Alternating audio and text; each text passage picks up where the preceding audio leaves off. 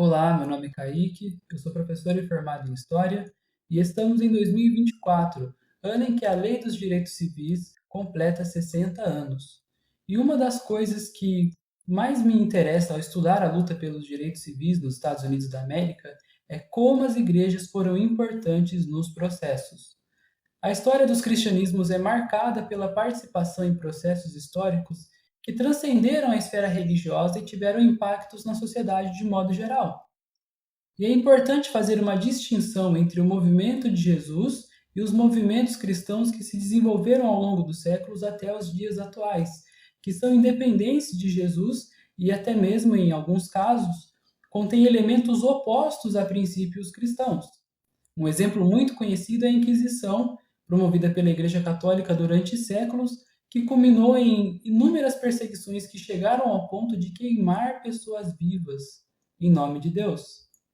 Um outro exemplo também conhecido é a escravização de pessoas africanas a partir do século XV, autorizada e incentivada pela Igreja Católica, e mais tarde também reforçada e ampliada por muitos protestantes. É claro que também existem inúmeros exemplos positivos, como a valorização das mulheres desde os dias de Jesus, o combate ao infanticídio, a assistência aos pobres e aos enfermos nas casas de misericórdia. As igrejas são partes das sociedades, são compostas por pessoas e pessoas são complexas, agem na história em tempos e espaços específicos e estão sujeitas a contradições. Essas contradições também são perceptíveis no caso da luta pelos direitos civis, iniciada em 1955, quando parte das igrejas se levantou e se opôs a forças dominantes.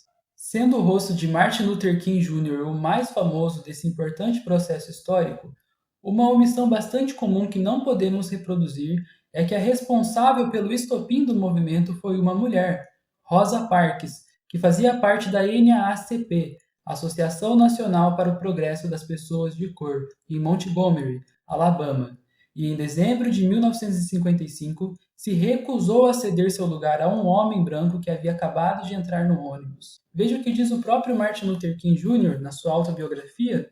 Lá na página 69, ele diz o seguinte: em 1º de dezembro de 1955, a senhora Rosa Parks recusou-se a deixar seu lugar quando o motorista de um ônibus lhe pediu que se levantasse e passasse para a parte traseira. A senhora Rosa Parks estava sentada na primeira fileira de uma seção não reservada. Todos os lugares atrás estavam ocupados e, se ela seguisse a ordem do motorista, teria de ficar de pé e ceder o lugar para um passageiro de sexo masculino que tinha acabado de pegar o ônibus.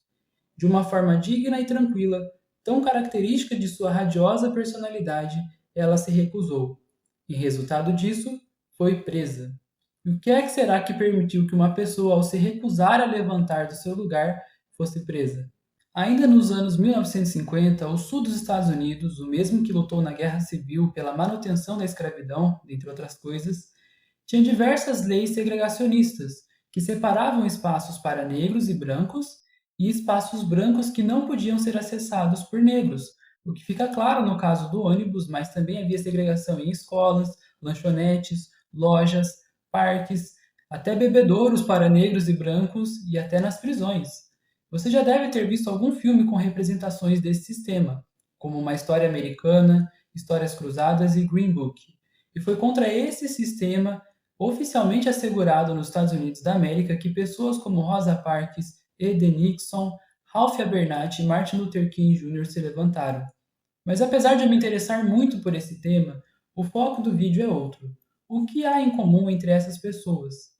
Eram pessoas cristãs que utilizaram as igrejas como espaços para a organização para a luta por justiça social. Vamos novamente a uma citação de Martin Luther King, quando narra os preparativos para a discussão e organização do boicote aos ônibus de Montgomery por pessoas negras. O reverendo L. Roy Bennett, presidente da Aliança Interconfessional de Montgomery e pastor da Igreja Metodista Episcopal Africana de Mount Zion, apresentou a proposta de que os cidadãos negros da cidade deveriam boicotar os ônibus na segunda-feira em sinal de protesto.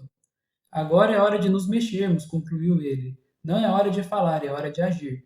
Ele nomeou uma comissão na qual fui incluído para preparar a declaração. Nossa mensagem final foi a seguinte: Segunda-feira, 5 de dezembro, não vá de ônibus para o trabalho, para a cidade, para a escola ou para qualquer outro lugar. Outra mulher negra foi detida e posta na cadeia por ter se recusado a ceder seu lugar no ônibus. Segunda-feira, não pegue ônibus para o trabalho, para a cidade, para a escola ou para qualquer outro lugar. Se trabalha, vá de táxi. Pegue uma carona ou vá a pé. Compareça à assembleia que acontecerá segunda-feira às 7 da noite na Igreja Batista da Rua Holt para novas instruções. Pastores e membros de diferentes igrejas perceberam que a fé em Jesus, que proclamou um reino baseado em justiça, os autorizava a buscar justiça no presente, na sociedade explicitamente racista dos Estados Unidos da América. Martin Luther King, que, além de pastor batista, era bacharel em sociologia, assim falou em 5 de dezembro de 1955, em um dos seus sermões na igreja: nós, os deserdados da terra, nós que por tanto tempo temos sido oprimidos, estamos cansados desta travessia da longa noite do cativeiro. E agora estamos chegando ao alvorecer da liberdade, da justiça e da igualdade. Posso dizer a vocês, meus amigos, aproximando-me do final, que devemos manter Deus na linha de frente. Sejamos cristãos em todos os nossos atos, mas quero lhes dizer esta noite que não nos basta falar sobre o amor. O amor é um dos pontos fundamentais da fé cristã. Há um outro lado chamado justiça. Ao lado do amor está sempre a justiça, e só estamos usando as ferramentas que ela nos proporciona. Isso está na página 81 da sua autobiografia, publicada pela editora Zahar. Então podemos afirmar que as igrejas se uniram na luta pelos direitos civis? A realidade não permite tal generalização. Vejamos mais uma vez o que Martin Luther King disse quando finalmente acabou a segregação formal nos ônibus.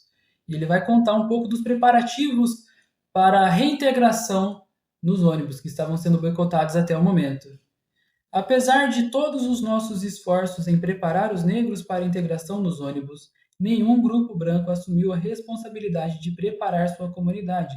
Tentamos conseguir que a Associação dos Pastores Brancos fizesse uma simples declaração apelando à cortesia e à fraternidade cristã, mas a despeito da reação favorável de alguns clérigos, a maioria não se arriscou a se envolver num problema tão controverso. Essa foi uma decepção profunda, está lá na página 121. E agora você se pergunte por que havia uma associação de pastores brancos.